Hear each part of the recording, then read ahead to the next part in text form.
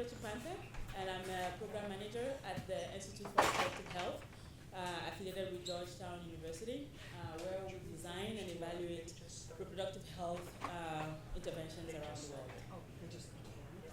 Okay, and starting off today, we're going to begin with a question, one that I think you guys will have a pretty easy time answering considering what kind of conference we're at. Who here can tell me what a game cheat is? Raise hands. Sure, Matt? A game cheat is, I see it as sort of like a walkthrough that tells you how to get through a button. That's correct. All right, so the way we're defining it for today is basically a catalyst to get you to your goal faster. Now, we're going to be going through some cheats that we have learned about social behavioral change games, and how if you guys want to make one for yourself, you can also get to your goals faster. All right, for this PowerPoint slide, we're going to be discussing 3 different grid games, all of which involve reproductive health. And we're going to go through these really quickly. So on your left, we have the Naripayla games that the Institute for Reproductive Health designed with grid for adolescents and young adults in Nepal. And the game is actually a suite of 4 games that talk about fertility, talk about contraception or family planning as we call it, and that talk about menstruation. All right, and in the middle right here, you have Sorrento. Sorrento is a game that aims to increase awareness about endometriosis, a condition that affects the women's reproductive organs. This game aims to teach players how to be empathetic towards patients that are suffering from this disorder that is invisible and often misunderstood. This game is being done in collaboration with George Mason University, and it will be coming out on iPhones and Androids at the end of next month. And on your far right, you have Moving, and it's a menstruation game. So the game is trying to debunk myths regarding menstruation, and it's available in 3 languages: Urdu, English, and Swahili. And through the games, so this game was also part of the Naripayla games and helped design both Naripayla and Sorrento. So one of the first cheats that we are going to talk about today is knowing your context, right? And we just came back from the keynote speaker who talks a lot about education and about context. And knowing your target audience will help you actually create a game that is going to be interactive and fun for your target audience. So for Naripayla is for young adolescents and also young adults who would like to learn more about topics that are taboo in the Nepal culture, and those topics are menstruation, fertility, and how to get pregnant, and also talking about menstrual health hygiene. And then down here you have Sorrento. Sorrento aims to simulate the life of an American high school student, and we try to bring in more of the context by talking about things even like the main character struggling with missing classes, the main character missing a basketball game that she really wants to play in. It also goes into her interactions with her friends at a local food diner, and the problems that she runs into dealing with the American health system in relation to a disorder that isn't very well known. All right, so one of the most fundamental things in our second cheat here, but unfortunately is something that often gets overlooked and compromised on when you're dealing with serious content. Behavioral change and education games often have heavy, heavy topics, but at the end of the day, your games are still games. You want to make sure that your development team focuses on making these games interactive and engaging. At Grid, we like to pay close attention to the fun aspects of the game, whether this be the game mechanics, having relatable characters, or having a story plot that really gets the player involved. For instance, and one of the examples we have up here, in Nari's Mohim, we end up doing an aim and catch system to try and teach people more about healthy habits for menstrual hygiene. You have to move your bucket back and forth to catch tampons, pads, menstrual cups, and clean cloths as they fall down the screen. Meanwhile, you're trying to dodge around things like leaves, newspapers, and dirty rags. And in this particular case, talking back about context, we have the Yeti. The Yeti is a huge feature in Nepal, And there, he's known as one of their, big myths. In our game, he really likes to spread myths, and he's not very fond of the fact that you are trying to dispel myths about menstrual health and menstrual hygiene. So you have to be able to dodge around him as well. And continuing on the fact that the games have to be fun, some of the content that we had to deal with when we were talking about Naripala were kind of heavy content, right? When you start talking about menstruation, what does that mean? When you talk about a woman's cycle, what does that mean? And how do you present the information in a way that is simple, that is easy to understand? So for Naripala, what we did was we had a water wheel that depicts the menstrual cycle, and with different colors, white, red, and yellow. And the red tells you that a woman is in her menstrual cycle. The white is saying that if you have unprotected success on those days, she might get pregnant. So like having visual depiction of some of the information that we are trying to convey. And also, one of the key features of the Naripala game is a goat. And the goat is very valuable in Nepali culture. And the goat for the game is actually correcting the myths that the Yeti is spreading, right? So we have a goat store where you can actually, like when you earn coins, you can actually go and buy outfits to make your goat look really nice. So those are some of the fun aspects of the games. And also one of the key features of the game is where when a player is going through the game and fails at a certain level, instead of going to restart the entire game, we have a series of questions that the player answers, and then continues the game where the player has failed. And that keeps the player engaged instead of just getting tired of all the information that he or she is getting. Okay, the decision tree. This is one of my favorite things. For all of you out there that like to play commercial games, decision trees have become incredibly popular with AAA titles. Some of the games that come to mind are things like The Witcher, Mass Effect. I think 2004's Fable is actually where this got incredibly popular in the commercial market. Now, in a decision tree, each choice affects the outcome of the game. These choices can change the flow of the story or whether or not you can even successfully complete the game. Now, brochures, books, and other forms of information distribution lack this kind of agency, and they lack the intimacy with the material. This gives a major advantage to digital games in the market. Now, for instance, in Sorrento, you can use your decision tree to unfold different scenarios that can happen and learn through these experiences. You'll be able to see what happens if you properly defend a friend who you know would help you in the same situation, or if you give way to apathy and you end up abandoning that friend. We will actually touch up on this, I believe, in our next slide. Yes, using your game as a crystal ball. So, in this regard, you want to be able to use your game to look into the future. You want to be able to leverage your game design to show future consequences, and remember that this is a safe space to make mistakes. You can go through, you can try different opportunities, different options without hurting an actual person. And it makes it so you can go through the consequences of apathy. Now, in this game in particular, because we do want to focus on teaching people empathy and teaching people how to properly be able to have communication, we ended up introducing game guides called EndoPals. So anytime a player is really struggling with how to help out someone or how to comfort a friend, the EndoPal will pop up and have ways of basically encouraging them or giving you a way to show you how to give the support.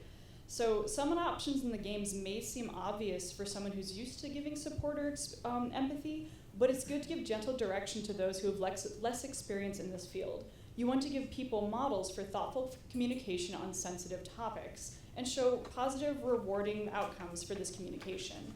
We also highlight this in the familial connections of Naripala.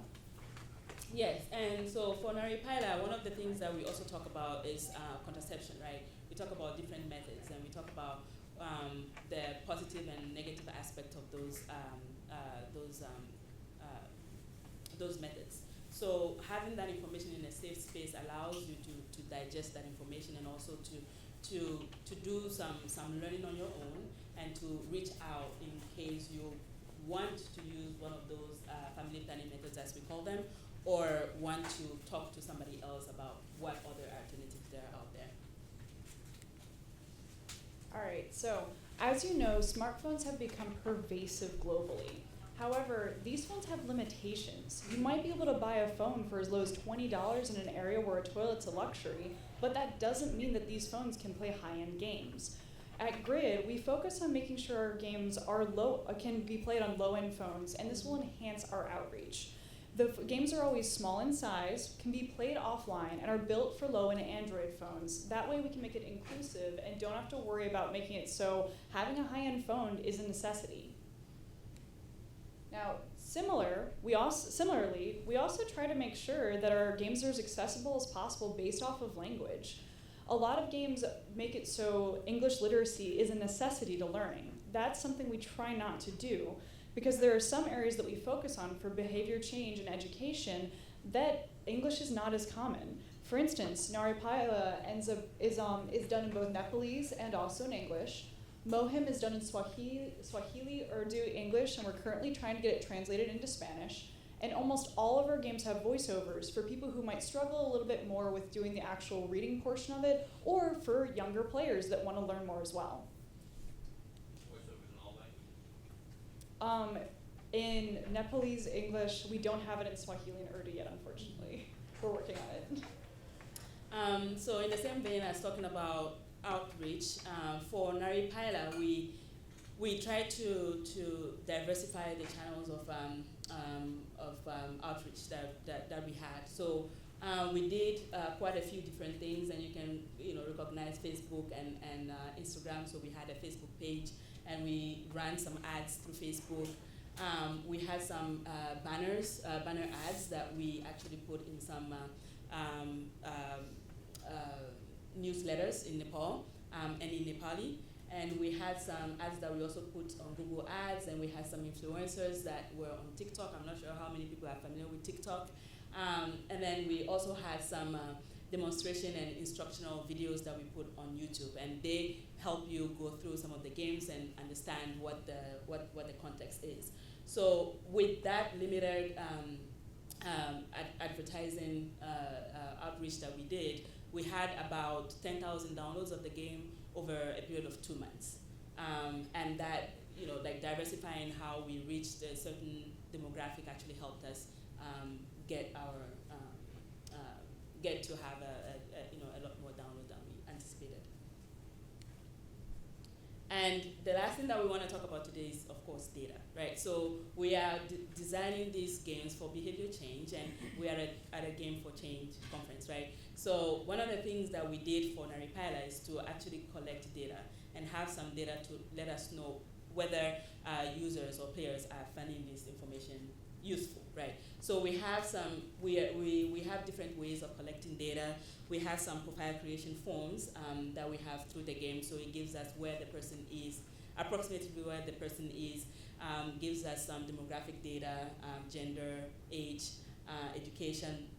And we have some end of game surveys where we have knowledge, attitude, and behavior change questions that we embedded at the end of the survey. So for the players who actually go through the entire game, they actually fill out those forms for us.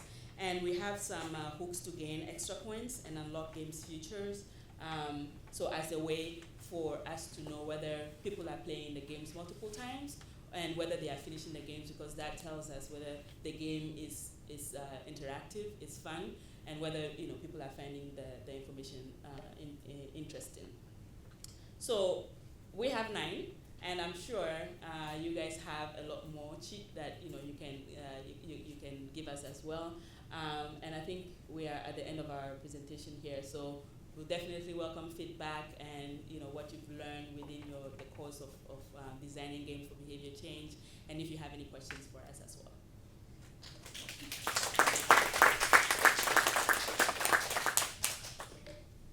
I think for the first 4 comments or questions, yes, we actually have some little treats. Yes. Okay. Did you test it? Did you test efficacy? Did you have results? We're still collecting data for. Yes. So for Naripaila, we had some user testing events that we did before we actually rolled out the games. So we had school-going adolescents actually play the game in Nepal, and with that we revised the content of the games because the games were at the beginning they were very content heavy, and we had to find a way to simplify the games. And I also wanted to mention that these games came from actual games that we played in the communities in Nepal. So we developed 9 games that we played in communities, so face-to-face interaction. So we and we have data about those games, and they actually helped increase family planning uptake and understanding of the key topics. So shifting these games to a mobile platform was based on the evidence that we have with the physical games. And then with the user testing data, we got more feedback, and we had 2 different user testing experiences that we did, both in Nepal, before finalizing the games. And I know for Sorrento, whenever that goes live, we actually have a test group of women from the Endometriosis Society of America that are going to be having their network play the game and then giving us feedback from there. So we're excited to see what kind of feedback we get. Yes.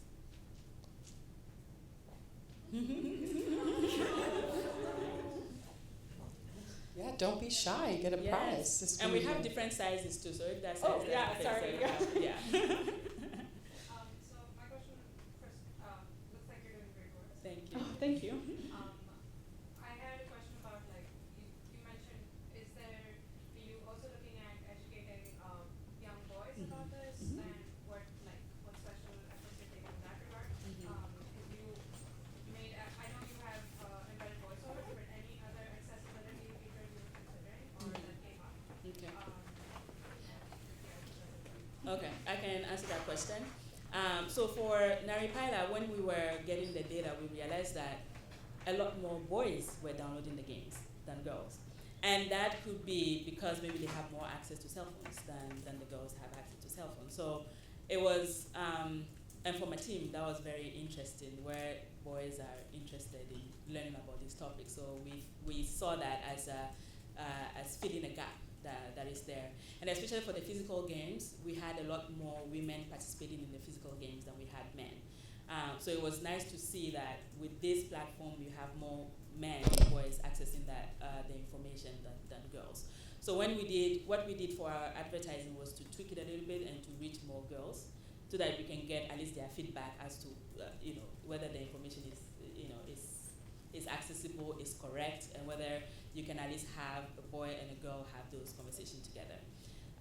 In terms of voiceovers and other means, we haven't really thought about other ways to make the information as accessible outside of voiceovers, and I think that is also mostly due to limited funding, and trying to figure out how to make the games accessible too, because once you have different ways of making the information accessible, it just makes the game heavier, and we're struggling with bandwidth to download the game and having the game not take too much space in the phone. So we have those considerations to keep in mind as well. But we haven't, I don't know if you want to add to that. But That's pretty much, yeah. We're still in the process of trying to figure out how else we can try to get other people involved and how else we can be inclusive. I was going to add on for Sorrento, to answer your question, we actually really try to do extra outreach for men as well, because unfortunately whenever you have a father with a daughter who has endometriosis, or in particular one of the subjects that our funders actually want us to look more into is for boyfriends. Whenever you have a significant other that doesn't understand it, we want to make sure they have open communication, that they're not struggling through the relationship without having a mutual understanding of what's going on. So actually a lot of the detailed conversations, like you're following the life of Jess, the main character, she does go through and have an argument with her boyfriend about some of these things. And actually one of our main proponents, our game guide, other than the Endo Pals, is one of my favorite characters, Borg. He's like our stats guy. He goes through and is constantly saying, no shame in the period game. Like he's trying to always say, it's okay, guys should also be included in this conversation. That was my question and suggestion also, having the maid as a boy character in the game would be more emphatic towards the girls. So because kids do relate to the characters. exactly. And boys would be that is Yeah, so for Naripaila, we have actually the characters is like a traditional Nepali family. So you have also all genders represented, and you have all ages represented. So you have a grandmother, and then you have like in-laws. Because in Nepali society, in-laws have a lot of power to decide whether you get married, whether you have a baby right after, and they want that son, right? And that makes it a little bit more. Characters have different people that they can identify with, and also these conversations are difficult within Nepali culture. So it provides with people with different avenues to have those conversations as well. Yeah. What are some of the decisions that you made to create behavior change? Okay. Yeah, so that's a very good question, and I have to go back to the physical games as well, because so when you think about social behavior change, it becomes your content is very important, and we struggle with providing a lot of content to get to that behavior change, and with the physical game we had space to have as much content as we can, but then with the mobile games we didn't have a lot of space for a lot of content. So I think that is something that we are still learning about, and we haven't done the analysis of the data yet to see whether these games actually led to actual behavior change. But the physical games did. But with some of the questions that we ask knowledge and attitude and behavior questions, and we will be analyzing those data in the coming months and be able to see whether we can make that connection. And I can kind of tag along with Surrendo for that because we have a few more concrete examples in that one.